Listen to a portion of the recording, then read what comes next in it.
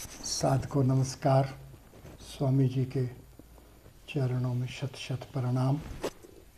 हम साधक श्री विद्या क्षेत्र में वैदिक मैथमेटिक्स, साइंस और टेक्नोलॉजी के मूल्यों को अपना रहे हैं। तो ये वैदिक मैथमेटिक्स, साइंस एंड टेक्नोलॉजी की विद्या में गणित सूत्रों के आधार में 3, 4, 5, 6 और 8 इन स्थापत्य को जान रहे हैं।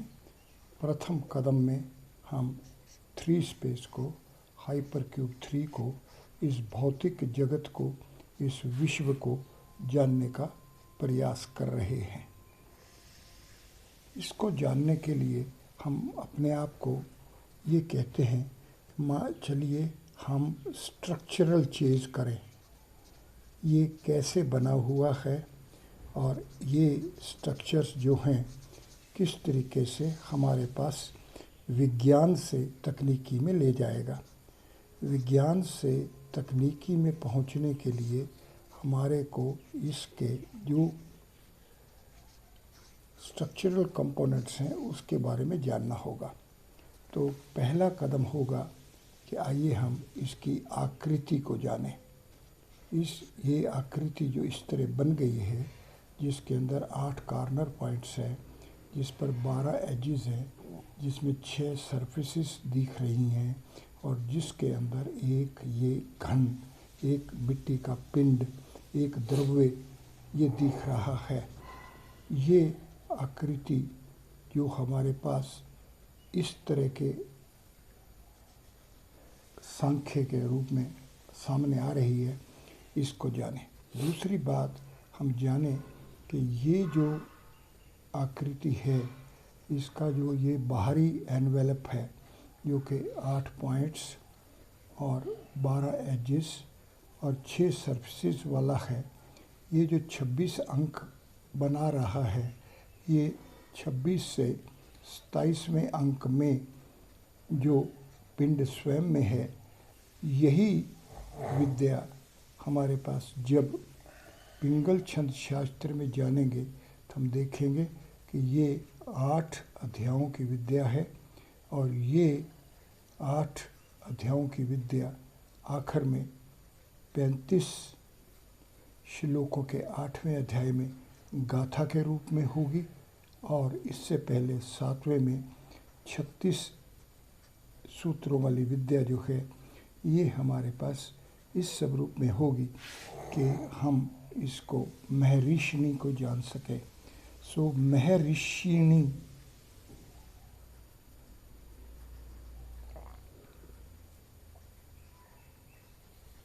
ये जो महर्षि से महर्षिणी है, इसको जानना ये हमारे लिए बहुत ही अनिवार्य है। तो ये विद्या क्रम से हमारे को 7वें अध्याय तक पहुँचते पहुँचते और 8वें अध्याय में आखिर में पहुँचते पहुँचते इस तरीके से जो हमारे पास 27वां स्वरूप होगा, जिसके 4 पाद होने से 108 की होगी, जो कि हमारे को ओम नमो भगवते वासुदेवाय ये ध्रुव विद्या तक पहुंचाएगा। इसको हमें जानना होगा। ये जो ध्रुव की विद्या होगी, इसका तात्पर्य ये है कि हम 7 स्पेस में पहुंच जाएंगे। इसका तात्पर्य ये है कि हम सूर्य की नाभि तक पहुंच जाएंगे। किस तरह के सूर्य की नाभि पर हम क्या हो रहा है वो जाने, वही वैदिक मैथमेटिक्स, साइंस एंड टेक्नोलॉजी है। और जैसे ही हम सूर्य के नाभि 3 स्पेस से 6 स्पेस तक की विद्या को जान पाएंगे, तो ही हम आगे जब ओरिजिन पर जाएंगे तो 7 और 8 दोनों को एक साथ, एक को 1 और 1 को 2 की विद्या से हम 7 स्पेस से 8 स्पेस में जंप कर जाएंगे। ये गैप कैसे फिलअप करना है, ये यहाँ सेतु कैसे बनाना है, इसी के लिए हम वैदिक मैथमेटिक्स में जाना होगा। इसलिए आइए हम इस स्ट्रक्चरल चेंज को थोड़ा सा धीमा करें, क्रम से चलें। तो आइए हम इस क्यूब को दोबारा देखें, इस पर दृष्टि डालें। जब हम इस पर दृष्टि डालेंगे तो हम ये देखेंगे कि ये जो कॉर्नर पॉइंट दिख रहे हैं, असल में इसके अंदर तो 3 डायमेंशनल फ्रेम्स एम्बेडेड हैं और ये आधी आधी एक्सेस वाले हैं। और इसी कोने में आधा जो 3 डायमेंशनल फ्रेम है वो बाहर की तरफ है, जो कि अव्यक्त है। तो इस व्यक्त जो दिख रहा है 3 डायमेंशनल फ्रेम और जो हमें नहीं दिख रहा है, इसको भी जानना होगा। इसलिए इस आकृति को जब हम देखें तो इसका केवल व्यक्त रूप नहीं देखें, इस व्यक्त के साथ अव्यक्त किस तरह जुड़ा हुआ है इसको भी जानना है। आगे जब हम देखें कि इसके अंदर 12 एजेस हैं, 12 लाइनें हैं, तो ये 8 से 12 तक जो पहुंचना है, ये 1 से 8 के अंक लिखें और फिर हम इसके फैक्टर्स लिखें तो हम देखेंगे कि हम जो नंबर्स 1 से 8 हैं, ये फैक्टर्स 1 से 12 तक पहुंचा रहे हैं। इसलिए ये जो रेखाएं हैं, जो एजेस हैं, इन एजेस जो कि 12 हैं, ये एजेस 12 हैं और हमने देखा कि 1 से 8 अंक मतलब 8 जो कॉर्नर पॉइंट्स हैं, इसमें से हर कॉर्नर पॉइंट्स में जो 3 तरफ ये फ्लो हो रहा है, ये फ्लो असल में 12 प्रकार का बन जाता है। ये 12 प्रकार का प्रवाह जो है, ये हमें 6 स्पेस के जो बाउंड्री है इसके 5 तक ले जाता है। ये जो 5 है a⁻6 12 b⁻5 है, ये पहुंचता है। ये जो 12 b⁵ है, इसको जब ध्यान से देखेंगे तो हम देखेंगे कि ये 5 स्पेस की है। तो 5 स्पेस का जो कंटेंट है, जो आकाश तत्व में द्रव्य है, ये 5 स्पेस का जो कंटेंट है, ये जो 5वां एलिमेंट आकाश है और इस आकाश का जो द्रव्य है, जब इसको हम जानेंगे तो हम देखेंगे कि ये 8 + 17 = 25 = 5 की शक्ति 2। तो ये हम स्क्वायर्स में जा रहे हैं नंबर्स को, तो हम 1 2 3 4 5 की बजाय हम पहुंच जाएंगे 1 स्क्वायर 2 स्क्वायर 3 स्क्वायर 4 स्क्वायर और 5 स्क्वायर। इसलिए हमें इस विद्या में जब अंकों में देखेंगे तो हम 1 को 1 की शक्ति 2 में जैसे ही पहुँचेंगे तो नंबर हमें नहीं बताएंगे। ये जानने के लिए हमें स्थापत्य में जाना होगा। इसलिए हमारे को जब अंक विद्या, जब अर्थमेटिक्स में तक रहेंगे तो ये हमें यहाँ पहुँचाने में सक्षम नहीं होगा। तो हमें सांख्य योग से, हमें सांख्य निष्ठा से हमें योग की निष्ठा में पहुंचना होगा। ये जो सांख्य निष्ठा से योग की निष्ठा में पहुंचना है, उसी के लिए ही हमें ध्यान करना है। आइए देखें कि जब हमारे पास ये 8 कॉर्नर पॉइंट्स जो हैं, ये जो 12 एजेस देते हैं, इनका अंकों में संबंध 1 से 8 से 1 से 12 तक है। तो स्थापत्य में संबंध कैसा है? ये जब हमारे को a⁻6 12 b⁵5 में पहुंचाएगा, तो ये a⁻6 12 b⁵5 में जैसे ही हम पहुँचे तो हम एक किस्म का 5 स्पेस के कंटेंट में पहुंच गए, मतलब हम आकाश द्रव्य में पहुंच गए। ये जो आकाश है ये भी द्रव्य है, ये जानना प्रथम बात है। और दूसरा, ये जो 5वां द्रव्य बनेगा, इस 5वें द्रव्य में ये जो, जिसको हम D5 लिखेंगे, तो ये कैसे बंटता है? ये 5 स्पेस 2 धाराओं वाला 3 में डायमेंशन में जाता है और एक तीसरी दिशा इसकी 1 में जाती है, डायमेंशन ऑफ डायमेंशन में। तो हमें ये जानना होगा कि ये जो बिंदु है, इस बिंदु से जो हमारे पास ये 3 दिशा वाला प्रवाह बनता है। ये 3 दिशा वाला प्रवाह या ये बिंदु, ये जब बिंदु सरोवर बनेगा, स्ट्रक्चर्ड पॉइंट बनेगा, और इस स्ट्रक्चर्ड पॉइंट में जब आकाश द्रव्य आएगा तो इस आकाश द्रव्य में हमारे पास ये इस तरह का स्वरूप ले लेगा। हमारे पास ये जो 3 दिशाएं चल रही थी, इसमें 2 आधार के नीचे अव्यक्त रूप में हमारे पास ये क्यूब या घन परिवर्तित हो जाएगा। तो ये देखें तो हमें 5 जमा 3 जमा 3 जमा 1 बराबर 12 हुआ। इसलिए जब हम इस आकृति को देखें और जब हम इस आकृति से आगे पहुंचने का प्रयास करें और जब हम बिंदु से हम इस रेखा में एज में जाना चालू करें, तो ये हमें इतना सब कुछ इसके अंदर हो रहा है वो जानना होगा।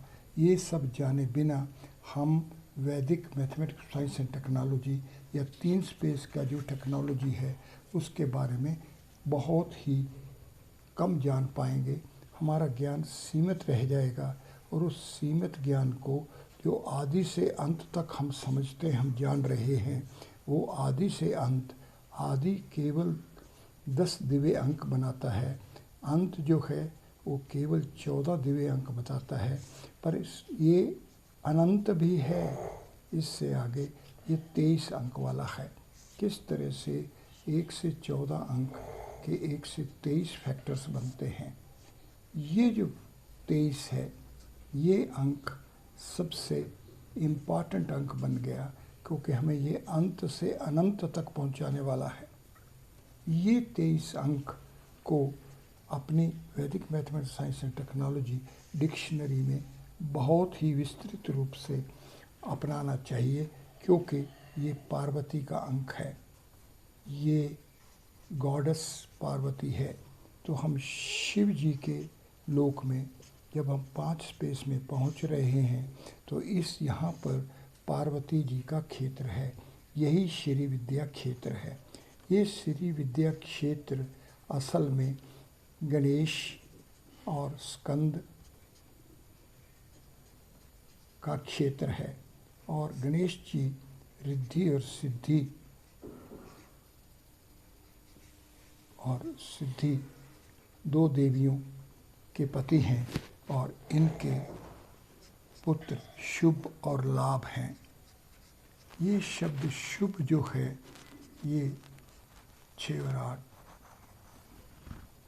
5 और 6, 9, 14, ये जो लाभ है ये 16 है। तो हमें ये 4 स्पेस के अंदर ले जाएगा, ये हाइपर क्यूब 4 में जो ले जाएगा ये शुभ है। हमें किस तरीके से यहाँ से हाइपर क्यूब 4 में पहुँचना है, ये पहुँचना कैसे पहुँचें ये हमें जानना होगा। जब तक हम 3 स्पेस से 4 स्पेस में पहुँचना नहीं जानेंगे तब तक हम इस क्षेत्र में प्रवेश नहीं करेंगे, और जैसे इस क्षेत्र में प्रवेश करेंगे तो हम पाएंगे कि इसका जो 4 डायमेंशंस हैं, जो ब्रह्मा जी के 4 सिर हैं, उनके एक एक सिर में 2-2 आँखें हैं, तो 2⁴ बराबर 16 हो जाएगा। ये जो विद्या है, ये जो आदि से अंत से अनंत में पहुंचने की विद्या है, इसको हमें जानना होगा।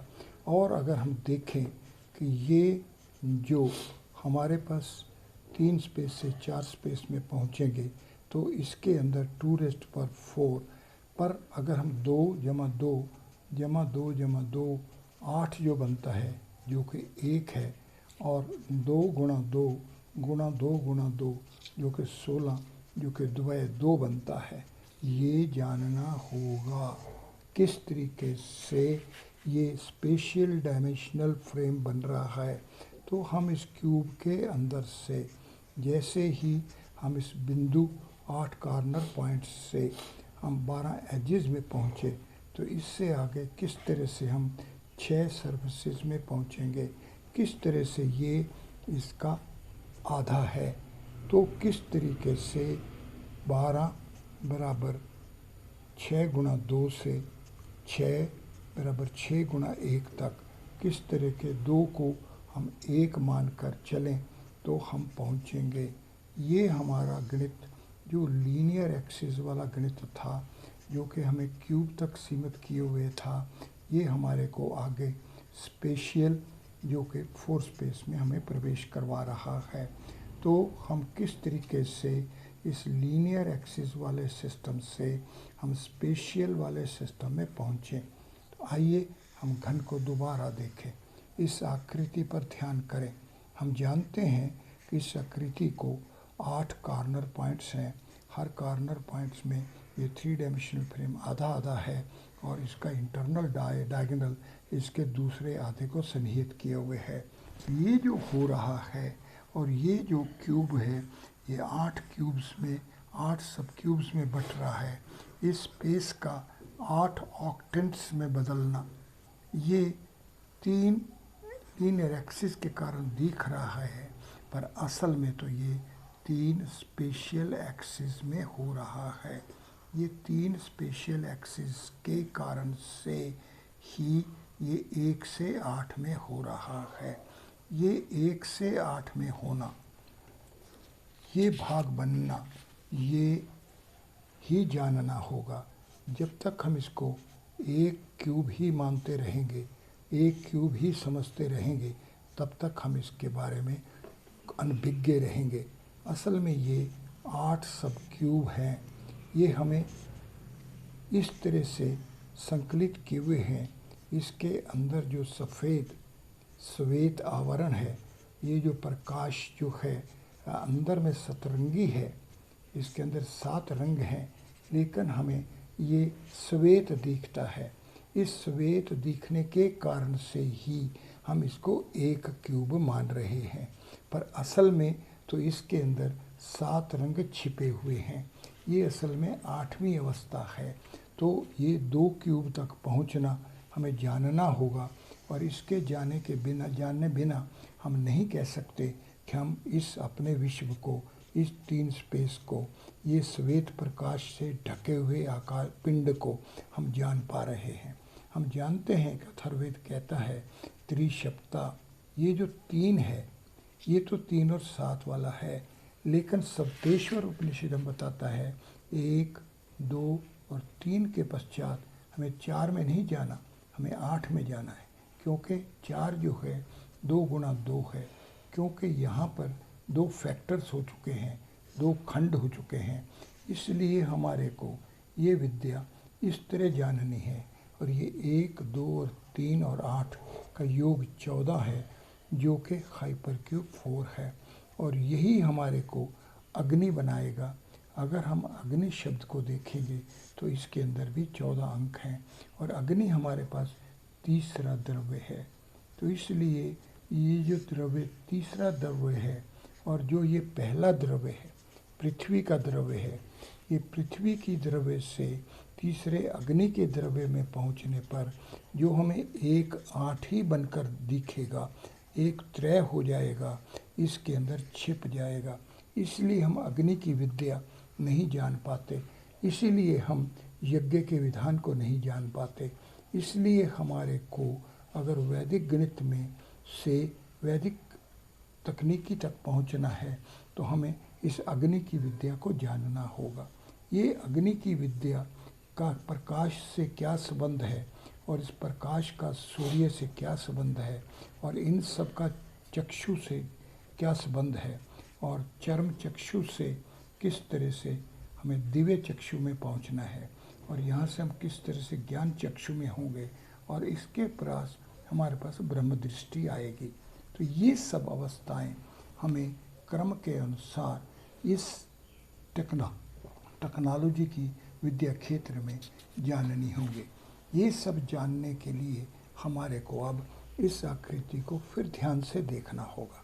इस आकृति को अगर हम ध्यान से देखें तो ये आकृति असल में एक प्रकाश, सफ़ेद प्रकाश होने के कारण से एक घन बनी हुई है, और इसके अंदर ये बाहरी जो हमारे पास 6 आधार हैं, अगर हम पानी से बर्फ़ में पहुँचें, आइस में पहुँचें, और अगर हम आइस का क्यूब बनाएं तो आइस के क्यूब में जो बाहरी धरातल हैं वो भी जल हैं, ये भी पानी है, ये कोई अन्य द्रव्य नहीं है।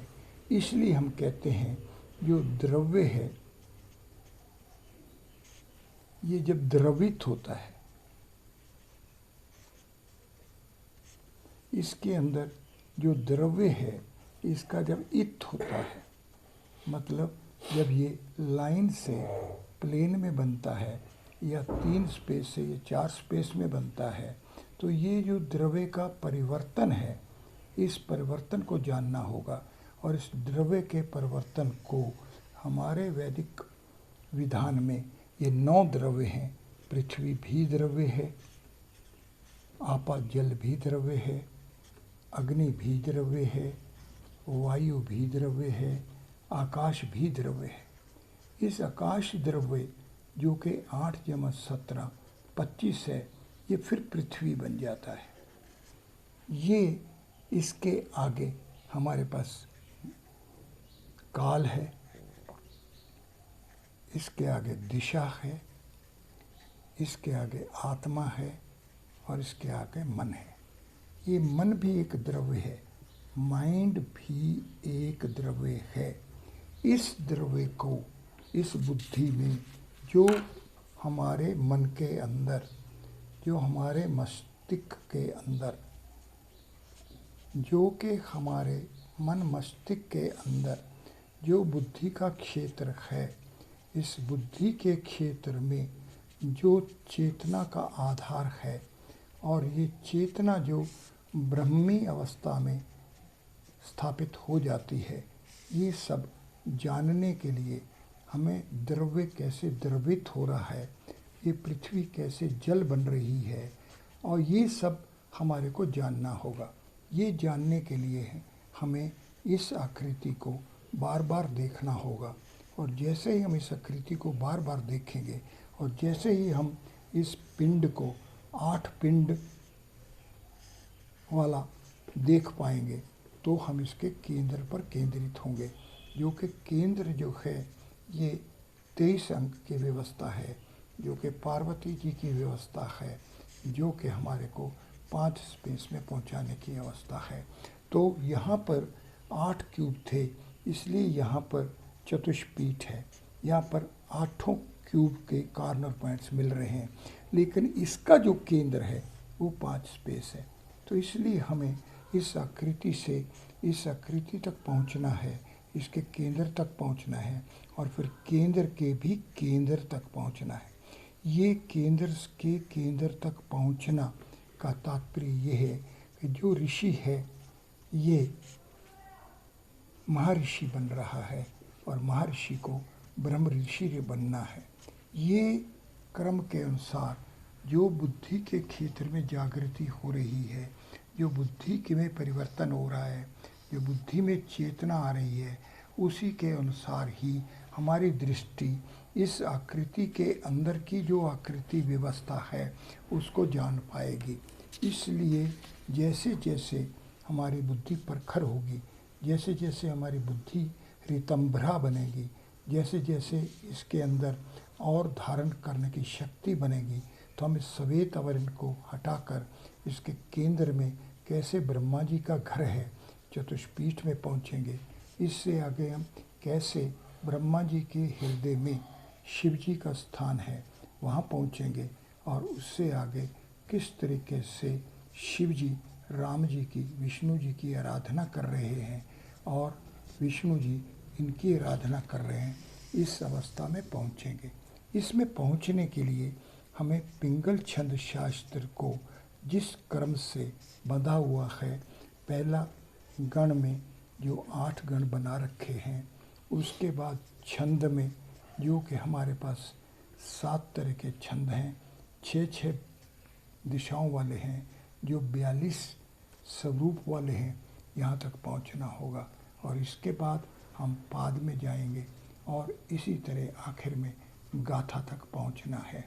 ये 309 सूत्रों की व्यवस्था जो है इसको हमें ध्यान से देखना है। 15 है, 16 है, 66 है, 53 है, 44 है, 44 है, 36 है और 35 है। एक एक पर पहुंचना है। 35 को देखेंगे तो ये 5 × 7 जो ये 6 स्पेस के डबल डिजिट नंबर्स में है और 36 इसका पहला ट्रिपल डिजिट नंबर है। तो इस तरीके से हर एक अवस्था में हमारे को इसको अकेले अकेले में भी देखना है और इन सबको इकट्ठा भी देखना है। आइए सबसे पहले हम देखें ये 309 अंक क्या है, ये कहाँ पहुँचा रहा है, ये किस विद्या का क्षेत्र है। तो हमारे पास 9 स्वर हैं, 1 से 9, जिनका योग 45 है।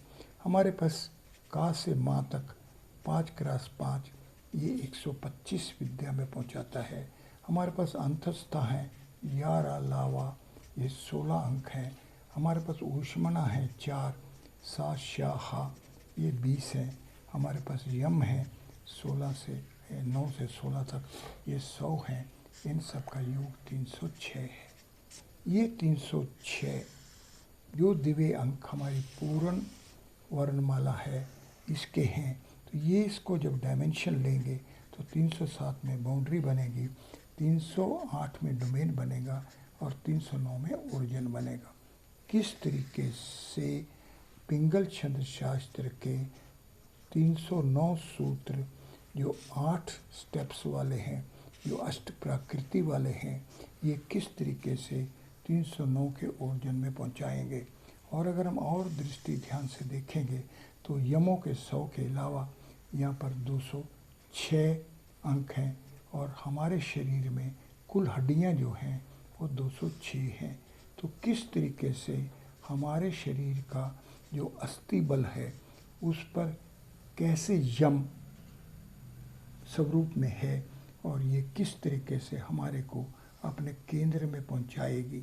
ये सारी विद्या, इसकी विद्या जो शरीर की विद्या है और शरीर से किस तरीके से हमारे को मन में और आत्मा में पहुंचना है। तो आइए जो देखेंगे कि जो 8 गण बन रहे हैं उसमें पहला गण महागण है और आखिरी गण नागण है, ये मन है। तो इसलिए जो पिंगल छंद शास्त्र है और जो कि हमारा शरीर है, शरीर के अंदर जो मन है और मन का जो द्रव्य है, इसके मन के द्रव्य की विद्या ही ये विद्या है। तो ये जो मन है ये कितना है, ये 19 है। ये द्रव्य कितना है, 17 है। कुल मिलाकर कितना, 36 है। तो ये हमारे पास प्रणव है। ये विद्या हमारे को जाननी होगी। यही हमारे पास ऊष्मणा अंक हैं और ऊष्मणा अंकों की विद्या को हम जब जानेंगे तो ही हम जान पाएंगे कि और ये श्री विद्या है। इसको जब हम जानेंगे तो यही श्री विद्या है। तो ये विद्या अपने आप में एक ही विद्या का क्षेत्र है और ये एक विद्या का क्षेत्र ही अलग अलग क्षेत्रों में परिवर्तित हो रहा है। इसलिए जो हमारे पास द्रव्य है वो मूलतः एक ही है और यही एक द्रव्य 9 द्रव्य के स्वरूप में बन रहा है। और ये पृथ्वी से लेकर जो मन तक के 9 द्रव्य हैं, इन 9 के 9 द्रव्यों की अवस्था को हमें जानना होगा। और जैसे ही हम जानेंगे तो ये हमारे पास 19 है, ये हमारे पास 25 है। इन दोनों का योग 44 है जो कि परम वियोम है। इस परम वियोम में ही ऋचाएँ हैं। ऋचो अक्षरे परमे वियोमन।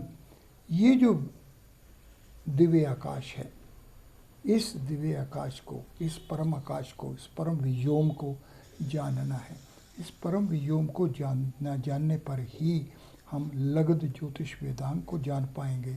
और लगध ज्योतिष वेदांग जो यजुर ज्योतिष विज्ञान है, ये हमारे पास 44 सूत्रों का ग्रंथ मिलेगा। तो इसलिए वैदिक मैथमेटिक्स साइंस एंड टेक्नोलॉजी के विद्यार्थियों को जो के क्रम से चलना है तो उनको 3 स्पेस, 4 स्पेस, 5 स्पेस, 6 स्पेस, इसके बाद 8 या हमारे को 0, 1, 2, 7, 9 और 10 ये 11 के 11 हमें भिन्न जानने होंगे। ये 9 द्रव्य जो है किस तरीके से ये 9 एज डायमेंशन जो है इस 11 डोमेन में पहुंचा देगा, और 11 जो है 5 स्पेस की ज्योमेट्रीज हैं, वर्शंस हैं, ये हाइपर क्यूब 5 में पहुंचा देगा, ये शिवलोक में पहुंचा देगा, ये ध्रुव विद्या में पहुंचा देगा। सो ध्रुव से रुद्र विद्या तक पहुंचना जो है, ये जो अष्ट है ये 11 है, और जो रुद्र है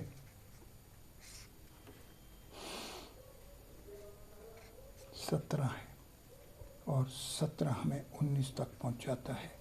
किस तरीके से ये पूरे का पूरा विद्या क्षेत्र एक ही क्षेत्र है, प्लस अलग अलग भागों में बटा हुआ है, इसलिए हमें एकाधिकेन के माध्यम से ही हमें पूर्वेन के माध्यम से ही हमारे को पहुंचना है। ये 9 और ये 7 अंक हैं। जैसे ही हम छंद अध्याय 2 में पहुंचेंगे तो हम जान पाएंगे कि गायत्री से जगती तक 7 और 8 अव्यक्त रखकर फिर हम जब 15 से 9 तक पहुंचेंगे तो यहाँ 8 अव्यक्त रहेगा।